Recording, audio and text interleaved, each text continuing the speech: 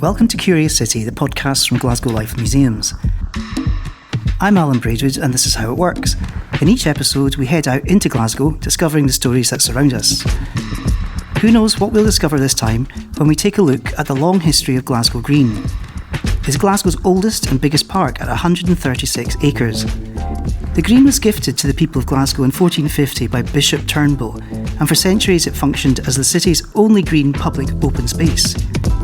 Today it's home to some of the biggest music and sporting events. Our guest this week, to help us start exploring the Green, is the writer and spoken word artist Oliver Robertson.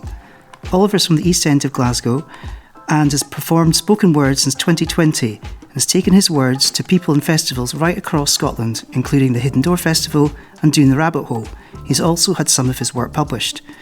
Oliver, welcome to Curious City. Alright, good to be here. So we're on Glasgow Green today. Oliver, can you tell us, are you a person who likes the museum? Oh, I love a museum. It's a bit of escapism for me. Particularly love the Transport Museum, both in its old premise and new, exploring how past Glaswegians got about, and especially all the old tram cars and going up and down them. It's a great experience for me. What's your favourite thing there? Definitely the old street, going down the old cobbled street, looking at the shop windows, seeing how things used to cost, looking at wonder at the prices, and I definitely going and viewing the tram cars and dolly buses and things like that. Oliver, could you tell us what a spoken word artist means, the definition of it in your mind? Yeah, in my mind, spoken word is poetry, so it's the performance aspect of poetry. So spoken word is a poetic form. It's poetry that is performed live, and that's what it means to me. Where could we come to see you perform? Yeah, so there's many open mics across the city, particularly in the West End. You've got Colours Rest, and you've got In Deep, you've got the Alchemy Experiment, you've got many open mics popping up across the city. So that's where I get out and try some new work and see if it's any good or not. Aside from Glasgow, is there a wider scene as well that you can go to across Scotland? Yeah, so there's poetry performed at many festivals across Scotland. Obviously you've got the Fringe, but Hidden Door, which is a festival in Edinburgh. They always have poetic stages, other camping festivals across Scotland. So I think if you go out in the streets in Scotland, particularly Glasgow, you can hear poetry. So we're starting today with the history of Glasgow Green and a brief introduction about how the Green has been used over the years. Oliver, what does Glasgow Green mean to you, and what were your first impressions of it? Glasgow Green means a lot to me. It's hard to say my first impression because I was born in Well Park, which is 15 minutes up the road, right next to Tennant's Brewery. I was raised by my grandparents, so Glasgow Green was easier of access for them to take me, being downhill. So my first impressions would have been very young, but first impressions that I can remember, it was like a wonderland, a theme park, a civic theme park to me. It had everything. It's where I learned to play, to socialise, to explore, and I learned topics that, in the Green through the People's Palace and things like that. So yeah, it's where I explored and had fun and socialised at the play park, hung about with my granny and granda, so it means a lot to me. Well, I caught up with Ingrid Shearer, who told me some things about the Green I've never heard. In fact, there was one story in particular she spoke of, which led me down a rabbit hole for hours afterwards. In case anybody's wondering what that sound is, it's a lovely Glasgow day here, completely grey, pouring with rain, so we're underneath a canopy. Ingrid, your title is Heritage Engagement Officer. Can you tell us what that means? Hi there. So I work for Glasgow Building Preservation Trust. We are a charity. We've been going for about 40 years now, and we repair, renew and repurpose historic buildings that are at risk across the city. These projects generally take quite a long time. You've got to get your funding set up. So my job as Heritage Engagement Officer is to take local communities on that journey with us. Could you give us an introduction to the Green and how it came into being? The Green was gifted to the people of Glasgow by Bishop Turnbull in 1450. That makes it probably the oldest public park in Britain and certainly one of the oldest in Europe. The sporting heritage of Glasgow Green goes back a long way. Glasgow's first golf club was set up here. There's documentary evidence of foot races, which is basically running, That goes back to the 1700s. So Glasgow's Gaelic community would come here to play shinty. Famously, Rangers Football Club was founded on the green, as were several other football clubs. And of course Glasgow's rowing community are all based either on the green or this stretch of the river above the tidal weir. It's very much a lung for the city. If you were casually walking through it and you weren't aware perhaps of its history, what do you think the key bits of interest are that people should be looking out for? There's so much. You've got Templeton's Carpet Factory, People's Palace and Winter Gardens, you've got the Dalton Fountain, Nelson Monument. Originally, when the Dalton Fountain was at the other end of the park, you had this alignment, so you would look down, you'd see that, and then right in the background you had the Brigate steeple, beautifully framed by the McClellan Archway. Originally it would have been a series of river terraces. We are standing on a floodplain, very aware of that. Today it's doing its job, it's soaking up all that excess water like a big sponge. Think about it in the context of it being part of a watery landscape. You'll see rowers, you might see some of the folks from the Humane Society and some great wildlife. I've seen otters up here. We get seals around about the tidal weir, particularly this time of year. The salmon are coming up. They're hanging out by the tidal weir. It's like ringing the dinner bell. My goodness, that's amazing, and it's the proximity to the city. Yeah, absolutely. In this city we have a bit of a dysfunctional relationship with the river. People still think of it as being a bit dirty and it's dangerous and there's nothing living in it. There's over 35 species of fish recorded in the river now. Last year was the 40th anniversary of the return of salmon to the Clyde. Such an iconic fish, and it's on our city coat of arms. Ingrid, you mentioned there that the Dalton Fountain had moved. Could you just tell us when that happened or why it happened?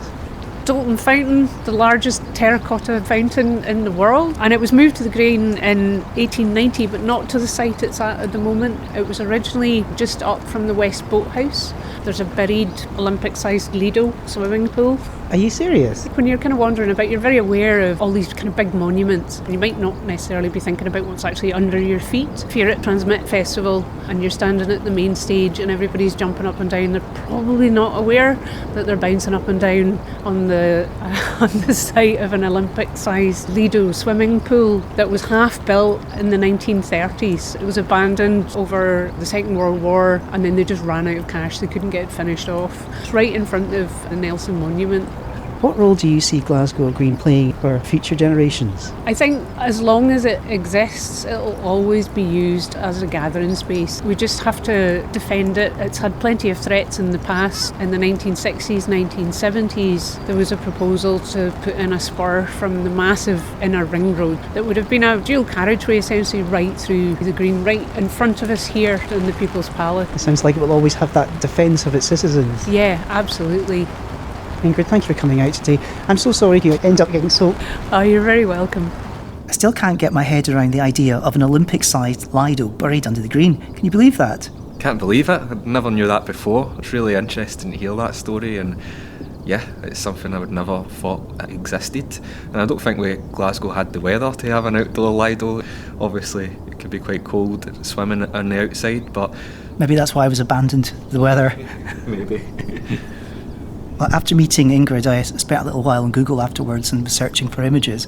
And there's an aerial photograph of it. You can see the outline of it, but it shows you the location of it as well. It's well worth a look.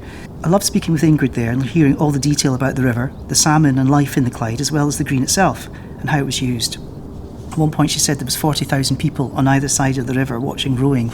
Oliver, do you have any unusual facts or stories you could share with us about the area?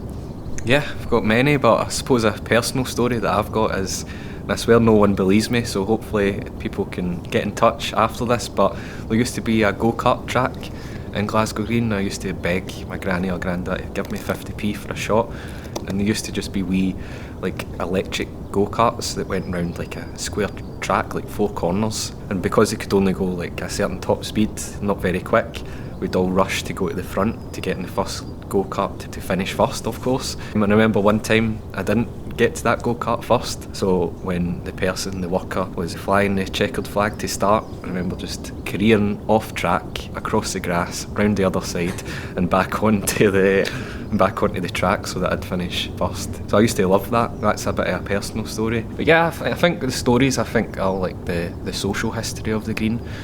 For me, it was like a great assembly point for a lot of Glaswegians in the past. I'm thinking like the Kelton Weavers in the 1700s, where they assembled and decided to go on strike, and that was sort of the first point in the Scottish Labour movement where people went on strike, the dawn of like trade unionism in Britain.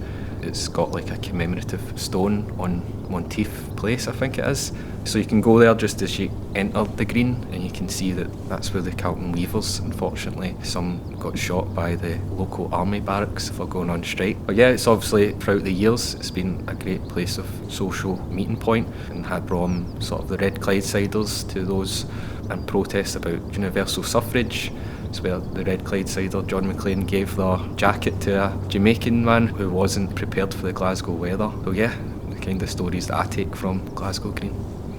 OK, we're going to stretch our legs. Bryony's been out and about, meeting some of the people using the Green and finding out what they're up to. I first moved to Glasgow in 2020, and of course, thanks to the lockdowns, there wasn't a lot to do then except go for walks. I lived just across the river from the Green in the Gorbals, and would often come across St Andrew's Bridge to take a walk around. At a very isolating time, coming out here and being around other people, even just in passing, helped me feel less lonely, and exploring the different corners of the Green and stopping to read the plaques and signs that told me about its history helped me learn about the city. Glasgow Green means a lot to me, as it does to many people, and I always love coming here. So today, I'm talking to some other people who are out here around us to find out what it means to them. I'm Graham. And I'm Connor. We're out on a walk on Graham's lunch break. Yeah. And it's actually the first time I came over here because I wanted to look at the fountain, because I was saying my favourite fountain is in Kelvin Grove. And Graham was telling me it was about Queen Victoria. Yeah, she's on top. But we didn't actually get to look at all of the sculptures around it.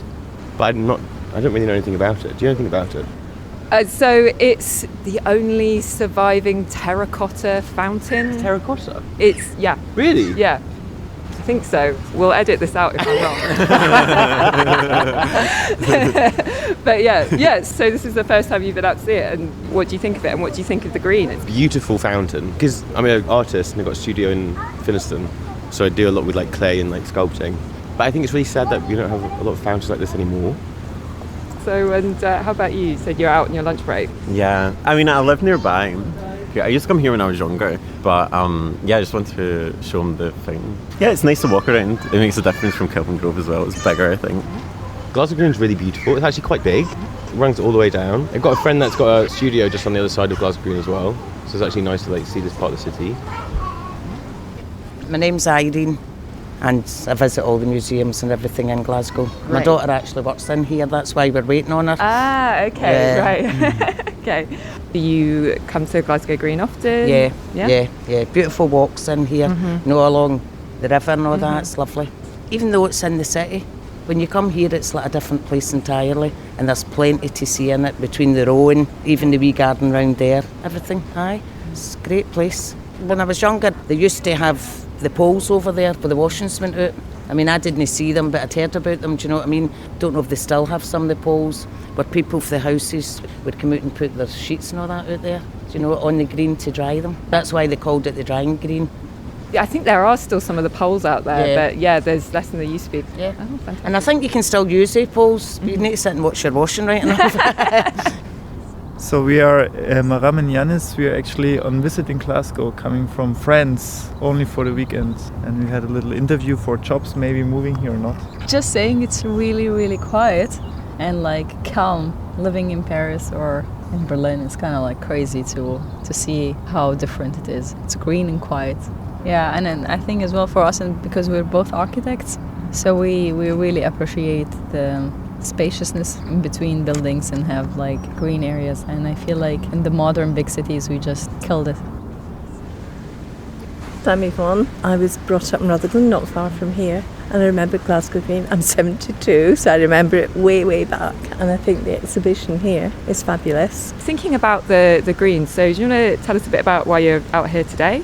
I wanted to bring grandchildren and my husband up here, and the children just loved it. It gives them an idea of the history of where the Gran was brought up, or near where the Gran was brought up.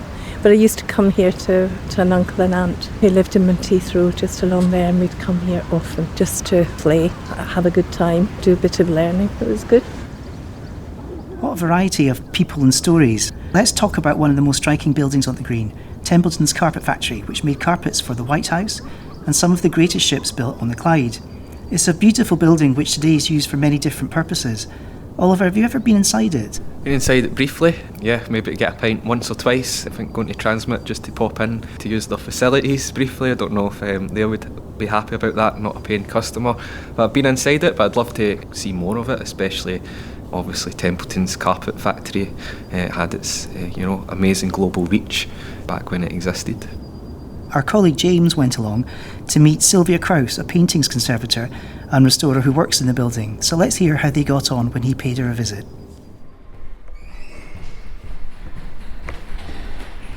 Give a knock, see if she's in. Hi. Hi Sylvia, thanks for taking some time to speak to me. Can you tell me what is it that you do exactly in the studio in Templeton's? Right, so I'm a paintings conservator, and I think more people would understand if you said paintings restorer. But basically, a paintings conservator looks after old paintings, makes sure they are safe and will keep well into future. And so how did you become a paintings conservator? I'm from Germany, as you can probably hear, and I trained back in Germany, which nowadays is bit more like the British system, but when I started doing it, I had to have 3 years of an apprenticeship, except it wasn't an apprenticeship, but you work alongside an experienced conservator, either private practice or in a museum. So 3 years practice and then 4 years study. How did you come to the UK? Why was that? Me and my now husband, we came to Scotland for holidays. Completely fell in love with the Highlands, so we came back each year for holidays, and then after, I don't know, a couple of years I thought, well, it must be possible to actually live here. So I tried to find a job and eventually succeeded.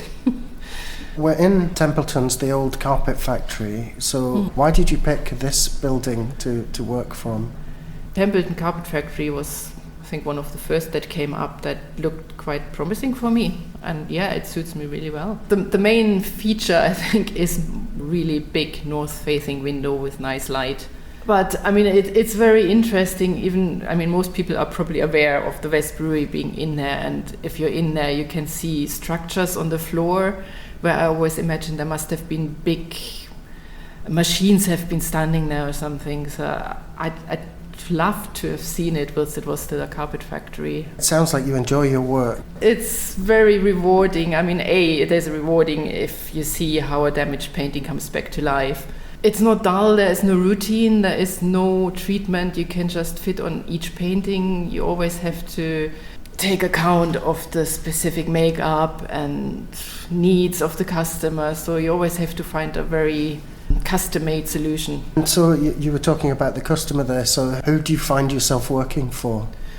It's quite a mixture. There's a lot of private clients who just have that painting that came down from their grandmother or they found it in the attic. There's some smaller collectors who have maybe a collection of a particular artist, like 5-10 paintings. Some galleries, some museums as well. So I've been working for Glasgow museums, the National Galleries, National Trust for Scotland, so all that sort of clients. You're not the only business in here. It's quite a mix between offices and some practical businesses as well. We used to have a dance studio in here. There's some charities, disability people, media people, so it's quite a mix. And I'm guessing, as you can hear in the background with the trains constantly going past, it's quite convenient for public transport. It is. And you can go for a stroll at lunchtime in the Green. That's great. Well, thanks very much. Thanks for taking some time out to chat to me about what you do. It's really fascinating. Thanks. Thank you. Earlier on, we heard from Ingrid about life in the river and how over 40 species have returned as heavy industries faded. Oliver, do you get to spend much time by the Green or by the river? Yeah, as I said, I grew up quite local to the area, so on a summer's day, that's the first port of call down by the Green, especially by the river. I think my favourite spot is St Andrew's Suspension Bridge. I think I love the neoclassical blue towers that they've got there. I think the view of the city from the middle of it, it's great to look towards the city and back towards Dilmarnock. You can get a good photo if the sun's out, and also if you get in the middle and you jump, you can feel it shake. So that's what I like to do down by the river. That's a great spot, that. I didn't know about the jumping bit. Not for the faint-hearted. As well as being a place for recreation, there's also a very different side to the river, and David went to meet George Parsonage from the Glasgow Humane Society to hear about their unique relationship with the river.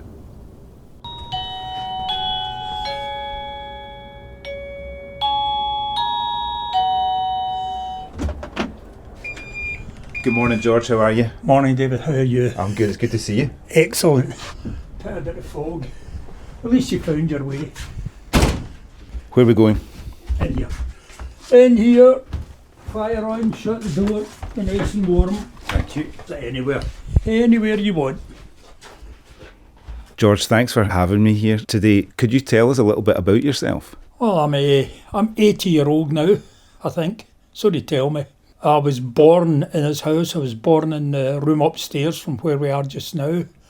I've always lived here. I went to school in Bridgestone, and it's been wonderful growing up here. I went to art school and got a degree in art, and then I became a school teacher, again local. I went to Whitehall School in Denison and taught there for 25 years, during which I was always helping my father on the river, because my dad was the Humane Society officer in charge of rescue and recovery and safety on the river. Then when my father died, I just moved in here full time, and the rest's history. We're the only family that's ever lived in this house. This was a house that the Humane Society operated from. The role of the society was rescue, prevention and recovery, though there were 1,000 jobs that went with that. When you're born in what literally was a lifeboat station, if you were able to help, you had to help. You couldn't sit and watch your father going out and risking his life and you just sit watching television or listening to a record or something. The word humane, well, it explains itself. You're trying to be humane to help your fellow man. And at that time, if you fell in the water, you were considered to be a suicide. If you were a suicide, you were damned, you went to hell. That's terrible. Before 1790, or even at that time, if you actually went to help somebody in the water, you were thought of a kind of, I would call it an accessory after the fact. You were helping someone that was a criminal. And that was shocking. 99 times out of 100, it's a cry for help. It's very difficult to put into words how you feel when you do a rescue or a recovery, especially the recoveries. Rescues, you understand. The public, the media, everybody thinks rescue's wonderful. The first memory I've got, I was only about 14-year-old, and there were boys drowned off a raft in Bodwell, and I went with my father, and they recovered the bodies of 2 boys who really were my own age. And that was... yeah, that sticks in my memory. And the next day we went down to where is now Strathclyde Park, and we recovered another boy, roughly my own age. You don't forget these things. If you're on the water every single day, you get to know the river. I love the river, but you've got to respect the river. It can be a very good friend, but it can be a real evil enemy. You've got to work with it, you've got to understand it. When I got the Lifetime Achievement from the Royal Humane Society, they reckoned I had done between 1,500 and 2,000 rescues, and my father had done the same amount. You mustn't ever get big-headed of what you've done. Yes, I'm proud of what I've done. When I did the rescue and went into the water, my father said to me, you be careful, don't play the hero too often. Other people might get into trouble trying to get you. It's the domino thing. So you've got to be very, very careful. I started the Glasgow Water Safety Group. The Water Safety Group is now run by the council, and it's a fabulous success. And we invited people from other councils to come watch us go back and start their own water safety groups. I'm amazed. In the last 2 or 3 years, rescue squads have been set up in every city. Every wee village, every town in Northern Ireland seems to have a rescue squad, and the same down in England, and it's happening in Scotland too. They're happening everywhere, and I think that's absolutely wonderful. And yes, I do think a lot of it has been led by the Glasgow Humane Society. It's a wonderful feeling. So fascinating to hear from George there and the incredible history of the Glasgow Humane Society. Until we heard from George and David, I had no idea of the scale of what they do for the city.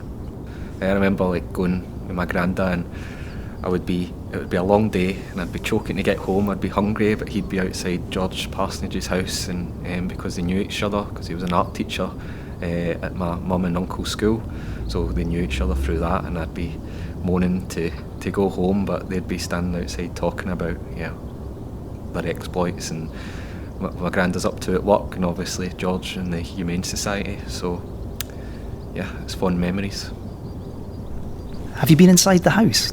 Never outside the house, always at the gate looking at the house. It's a wonderful building. Obviously I think it was built for George and his father, and to do the work on the Clyde, and what incredible work they do. But I was often outside the house begging my granda to take me home. I know in this episode we've been talking about Glasgow Green, and the more we've heard about it, the more questions arise, like where exactly is the buried Anderson Shelter Village? Was there really a concert in the 90s which attracted a crowd of more than 65,000 people? There's so much history here. We might have to come back and do another episode, maybe about the People's Palace, which is currently undergoing an extensive refurbishment. This time on Curious City, we met Ingrid Shearer and discovered quite literally some buried secrets of Glasgow Green. Bryony met folks using the park. James enjoyed a trip inside the Templeton building to meet paintings conservator and restorer Sylvia Krause. And David met and spoke with George Parsonage from the Glasgow Humane Society. That's it for this Dear Green episode of Curious City. Huge thanks to Oliver Robertson for being our curious guest and for his personal take on Glasgow, the East End and his own work. Next time, we'll be hearing a little bit of this. You do go into character. You really do go into character. And I think you have to go into character to make it believable. See you next time on Curious City.